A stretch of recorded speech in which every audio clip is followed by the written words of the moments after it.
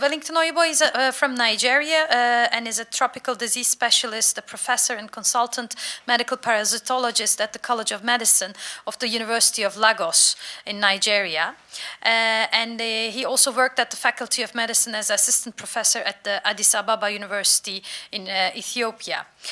He's currently the director of Center for Transdisciplinary Research in Malaria and Neglected Tropical Diseases, and he has various other roles in research and health and medicine. So I'm very pleased to invite him here to give his speech on the impact of COVID-19 lockdown on the delivery of healthcare programs in Nigeria. Welcome, Wellington. All right, so the first thing is to thank the organizers for organizing this workshop. It gives us an opportunity to have some perspectives around COVID and the events that occurred. We were right there, and of course you were here as well. We're on that different setting. So I'll talk about this briefly. So we sit in a setting that has very weak health structure. And when your health structure is weak, you want to determine the kind of quakes it can manage. And then, of course, the resilience of the people under that circumstance becomes critical. You have weak systems, then what happens when you have emergencies? And of course, that would mean coming from our earlier experience from a particular location in Nigeria called Lagos, where we've had the Ebola epidemic. So, and that was the epicenter, of course. We had the opportunity of dealing with Ebola at that time with great success. And of course, the indications about Nigeria, very large country, I'll be talking about that briefly. And then, of course, to give some indication on the cases of COVID in the first and second wave.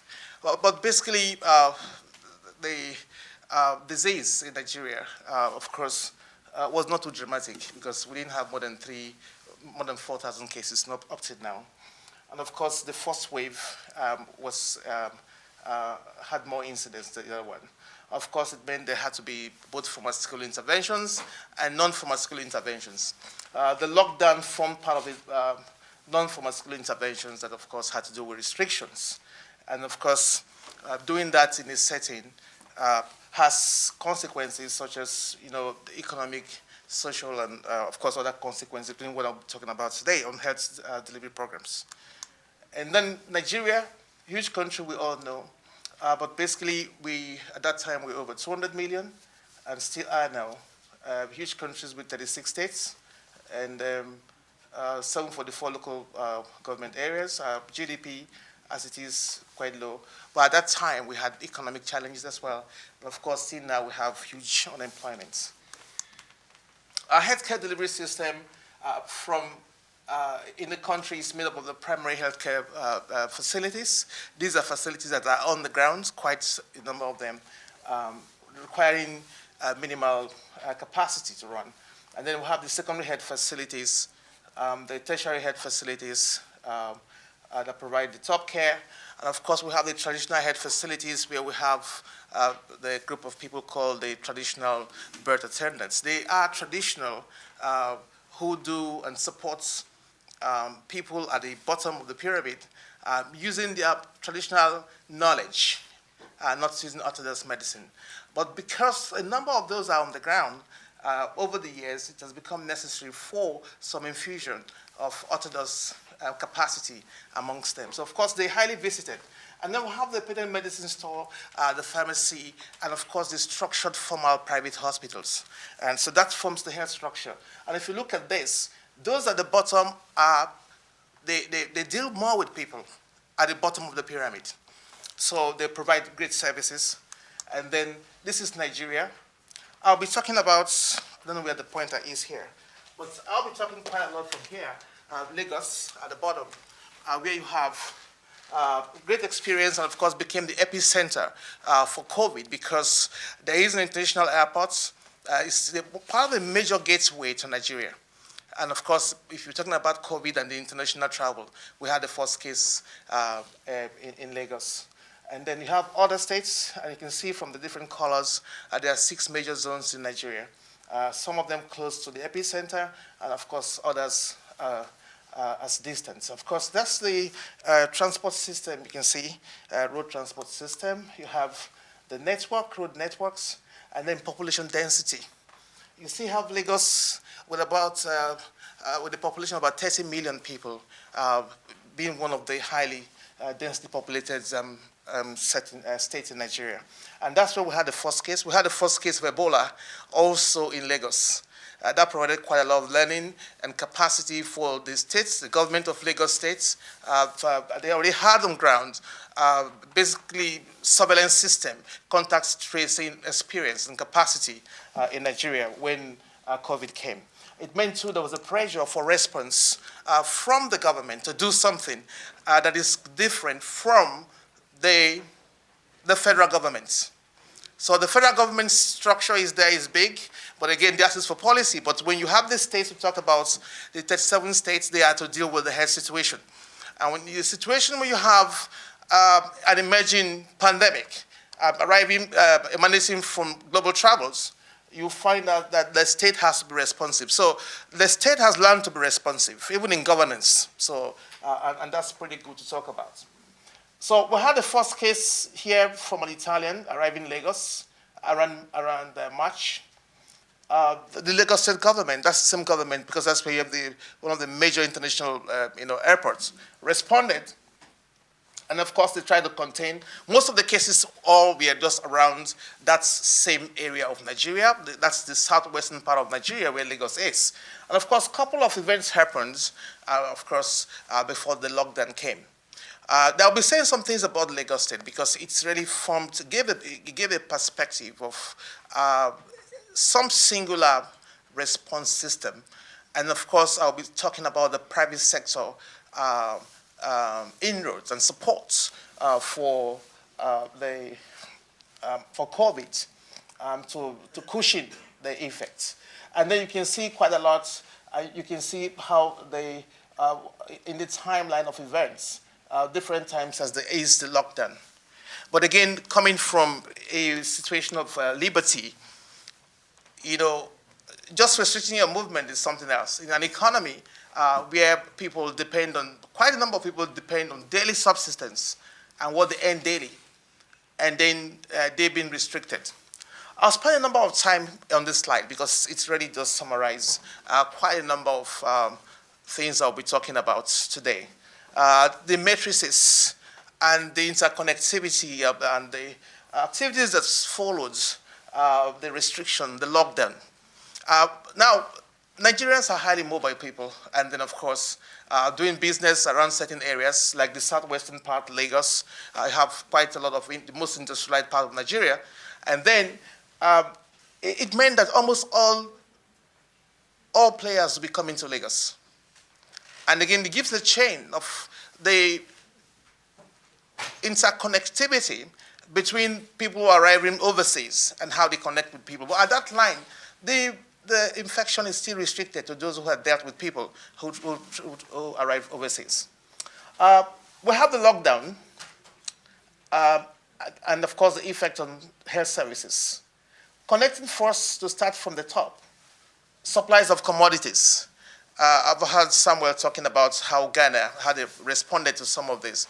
Of course, it became very clear for many of us, I'll talk about that, is the kind of over-dependency that even we had over things that we really could produce. A lot of those simple things, even the nasal mask, all we are coming from a particular part of the world.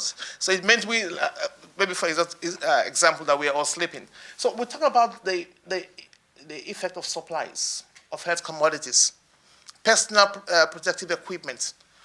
Of a sudden, the hospitals were closed. That's the first response, because nobody want to get infected, because you assume whoever comes to you is a potential patient. And with the absence of personal protective equipment, nobody was ready to see anyone. But it's not even about whether you see someone or not. With the restriction, you actually, for most healthcare providers, they were restricted to their homes, because we do not have the kind of public health transport system that you have here. Nigeria is a private sector driven country. And then it meant that the individuals who basically, will provide transportation have been involved in lockdown. So we had that, but something unique happened in Lagos State I was talking about. And healthcare providers, of course, were afraid, and they were inaccessible. Of course, that's understandable because the PPEs were not there. And then what about the products? There were issues around access to health products, blood, even dressings and supplies because the shops have been locked down. And then you have the suspension of consultations for all pre-existing conditions. So in the tertiary hospital, major hospitals, they were all shut down and no consultation. And then you have at the bottom here the issue around social protection, the social caps to support the people who were not there. So it's like, what we call everybody on their own. You're on your own. So your government on your own. How do you survive? People were short of cash. There were constraints. And then people couldn't seek care. And where they want to seek care, how do you get there? And then you have the other connectivity again. I talked about that briefly, the non-commuting effects. Some facilities were able to get their ambulances and others to get health workers to work and to see patients, but you can imagine the ratio of number of people who want to. Of course, the large number of people with pre-existing conditions who regularly will have to be seen for diabetes, for hypertension, the clinics, and they were not seen at all. And so those are critical issues that happen. And then, of course, the lockup or the lockdown or restriction meant to that even things for economic activities were grounded, food supplies and all of those. So basically, when we're talking about the effects on healthcare delivery services and programs, we'll be linking it up with the economic impact as well, because you don't have capacity to do anything for majority of the people who earn every day. And then I've talked about the pre-existing condition. You see that there's a gravitation, that the overall burden really was on the people. The overall burden was on the people. And then, of course, the supports from the private sector. I will say here, while just moving to the next slide, on how some things happened differently in Lagos. The Lagos state government had consultations with stakeholders, and that was very helpful. And that consultation had to do with every stakeholder on grounds, from the economic front and from the health front as well. And that consultation, of course, came from the experience in managing Ebola, and it helped in ensuring that they were able to use information and some level of science to see that suffering was really alleviated for the people. So a couple of people started coming out maybe after the first 2-3 weeks, and then with ongoing consultation, food inflows, and how some of these are directed from other states started happening in Lagos State. So, and that's quite unique, as I should mention that. But of course, for the health systems, you can imagine those on the lower part of the pyramid. You will have to depend on this kind of tricycle to take your patients to a couple of places if they are available. But in some places they were not. But it took some time of confidence and inflow of materials until you started getting, people being available to access to support patients. Now, malaria is a common disease, and you can see the effects of COVID. There we were in 2010 with about 197,612 deaths. We got a resurgence, a rebound in 2020. And of course, we still try to deal with that. And then you see in terms of cases, from 60 million plus, where we were in 2010, and with all the reduction, it takes quite a lot to get 1 million cases off the malaria streak. We got back to 65 million. So there was a great rebound. And of course, you look at other disease programs, neglected tropical diseases that actually are domiciled in the community, and you have restriction, it means there's no go. It's all red, red, red, no go. You can't do anything such as mass administration of medicines and all the stuff that they can do there. And for large planned national surveys that are required for progress monitoring, quite a number of these could not be done because you see you have to assess people and go to the location. And of course, you needed other people to go to those communities as well. So those other people will take quite a lot of efforts to get to other people. And the same applies with the TB, HIV, and other programs that had issues because really access was a big problem. And we're still suffering that post-COVID till now. And then you can see the other spiraling effects where you have conflicts. It was worsened. It was worsened. Because supply of commodities is constant for everyone. The commodities are imported, and of course, even those that are within the country, it meant that you really need to have great efforts to get them to the country. And this is one of the IDPs. And then you can see, ordinarily in those conflict areas, they had challenges with their health. So it was really broken at that time. And then for others too, in different places, you have couples, hundreds of those IDPs that were affected. You can see the economic connection, the nexus between the economy and the access to health. This lady whose husband died in one of the IDPs, that was locked down, could not access commodities from the farm, they couldn't do anything, and therefore they can't have anything. So you can see this connection there. And then the big part of it, how the whole thing distills in terms of the healthcare delivery system. The universal health coverage is a target for every country, and we're struggling to get to those minimum targets. This, of all of these, really, it weakened the healthcare, including the lockdown, of course, weakened processes. And talking about what WHO was driving at in terms of universal health coverage, the Sustainable Development Goal, where well-being is being promoted, SDG number 3. And of course, the right to health. Of course, we know when you have pandemic and emergencies, of course, you can do restriction, of course, public health regulation. But basically, it turned everything the other way. That's if we talk about the gains of what we should do in accessing care, and these are completely broken under lockdown, and of course, you're doing that with the consideration of the disease itself.